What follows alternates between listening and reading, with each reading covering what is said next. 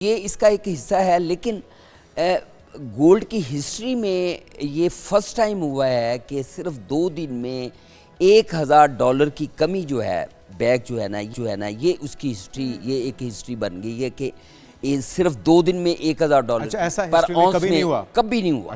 لیکن یہ ہے کہ یہ دیکھیں نا، اب 2 دن میں $200 کی اس نے مارکیٹ اپ ہوئی ہے، $200 اپ ہوا ہے۔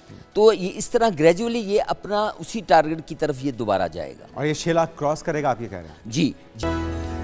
Welcome back. اور اس وقت سونے کی مانگ بہت بڑھ چکی تھی، ہر طرف ہم دیکھ رہے تھے کہ لوگ سونا ڈھونڈ رہے ہیں، چاندی ڈھونڈ رہے ہیں، خاص طور پہ انویسٹرز۔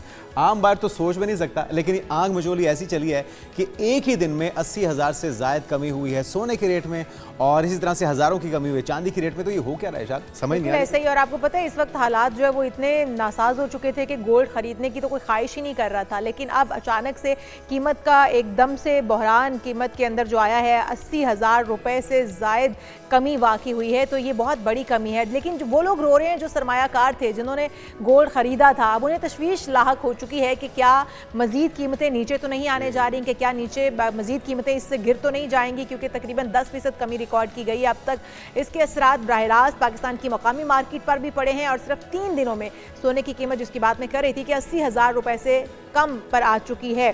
تو اس وقت سونا خریدنا تو ویسے بھی مشکل ہو چکا ہے، اب تو جو شوہر ہیں وہ بھی بیوی کو گانا سنا کر ہی خوش کر لیتے ہیں کہ سونا کتنا سونا ہے، سونے جیسا تیرا من۔ تو یہ جو گانا تھا، اس کا بھی ریوائول ہوا ہے اسی سونے کی قیمتوں کے بڑھنے کے ساتھ۔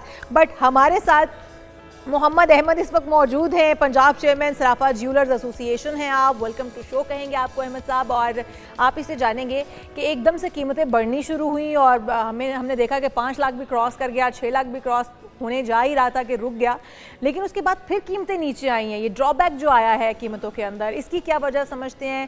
اتنی امپورٹنس جہاں گولڈ کو مل رہی تھی وہیں پر امپورٹنس میں کمی بھی آ گئی ہے، تو کیا اب نیچے مزید گریں گی؟ دیکھیں جی، یہ ایک بزنس کا حصہ ہے اپ اینڈ ڈاؤن ہونا انٹرنیشنل مارکیٹ میں، اور انٹرنیشنلی طور پہ جو ورلڈ کا سینیریو ہے اس کے بھی اثرات پڑتے ہیں، جیسے کہ ٹرمپ کی جو ڈائیلاگ ہیں اس کے اوپر اپنا اس کے اثرات بھی گولڈ کے اوپر پڑتے ہیں، اپنا تیل کے اوپر، آئل کے اوپر، اس طرح کے سارے معاملات جو ہیں۔ تو یہ اس کا ایک حصہ ہے، لیکن گولڈ کی ہسٹری میں یہ فرسٹ ٹائم ہوا ہے کہ صرف 2 دن میں $1000 کی کمی جو ہے بیگ جو ہے نا یہ اس کی ہسٹری، یہ ایک ہسٹری بن گئی ہے کہ یہ صرف 2 دن میں $1000 پر اونس میں کبھی نہیں ہوا۔ تو یہ ہوا، یہ انٹرنیشنلی طور پہ یہ معاملات ہوتے رہتے ہیں، لیکن یہ ایک ہسٹری ایک بن گئی ہے۔ تو فردر یہ ہے، صورتحال یہ ہے کہ اس کی فی الحال تو کمی کو دیکھا جا رہا ہے، لیکن یہ دوبارہ اپنے اسی ٹارگٹ کی طرف لازمی آئے گا۔ اور کتنی دیر میں آئے گا؟ اور کیا یہ اچھا بائنگ ٹائم ہو سکتا ہے خریداروں کے؟ یہ اس وقت بائنگ ٹائم بالکل ہو سکتا ہے، مزید اس کا اس ویک میں انتظار کیا جا سکتا ہے، لیکن یہ ہے کہ یہ دیکھیں نا، اب 2 دن میں $200 کی اس نے مارکیٹ اپ ہوئی ہے، $200 اپ ہوا ہے۔ تو یہ اس طرح گریجولی یہ اپنا اسی ٹارگٹ کی طرف یہ دوبارہ جائے گا، اور یہ 6 لاکھ کراس کرے گا، آپ یہ کہہ رہے ہیں؟ جی بالکل کراس۔ اچھا، لیکن آپ کہہ رہے تھے کہ اب بھی تھوڑا سا ویٹ کر لیا جائے، یہ مزید اس کی قیمت نیچے آئے گی، مزید تھوڑی بہت اس کی آ سکتی ہے، مزید بالکل تھوڑی بہت آ سکتی ہے، لیکن یہ چونکہ عالم الغیب اللہ کی ذات ہے، یہ مارکیٹ کی سچویشن کے اوپر ہے۔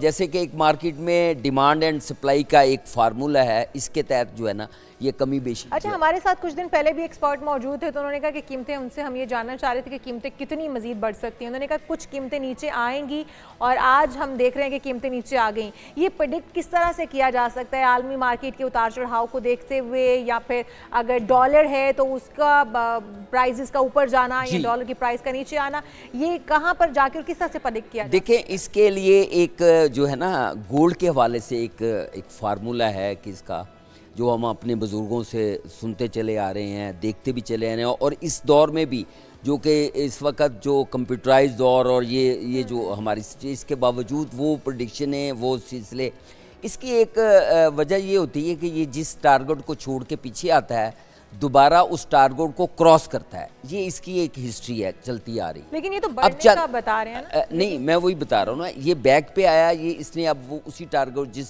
टारगेट से नीचे आया था, अब ये उससे ऊपर जाने की क्रॉस करेगा। ये इसका एक फार्मूला है।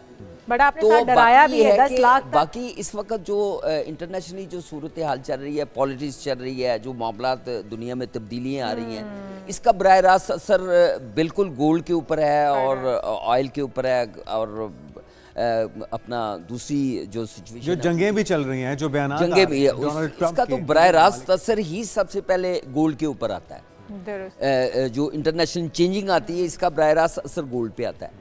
लेकिन इस वक्त जो सूरत हाल इसका यकदम इतना बढ़ जाना और उसके बाद इसका आना, ये एक अनएक्सपेक्टेड सूरत हाल। अच्छा अहमद साहब, क्या ये मुमकिन है कि हमारी वजारत ख़जाना या हुकूमत पाकिस्तान जो इंटरनेशनली रेट चल रहे हैं या मार्केट में चल रहा है, उससे हटकर इसको कंट्रोल किया जाए, एक स्टेबल किसी कीमत पे लाके इसको? देखिए जी, हम इस हवाले से गवर्नमेंट को ये तजावीज़ दे चुके हैं कि आप एक गोल्ड बैंक कैम करें, जिससे कि इसको मॉनिटरिंग इसकी बेहतर हो सके।